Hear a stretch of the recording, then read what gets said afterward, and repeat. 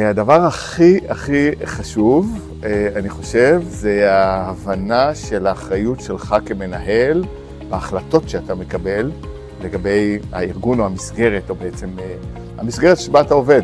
שמי מירון דוקטורי, אני מנהל של המכינה הקדם-אקדמית במכללה האקדמית כנרת, ובמסגרת זה, במסגרת הכלים שאני ככה רציתי לרכוש, עשיתי את קורס דירקטורים פה במכללה.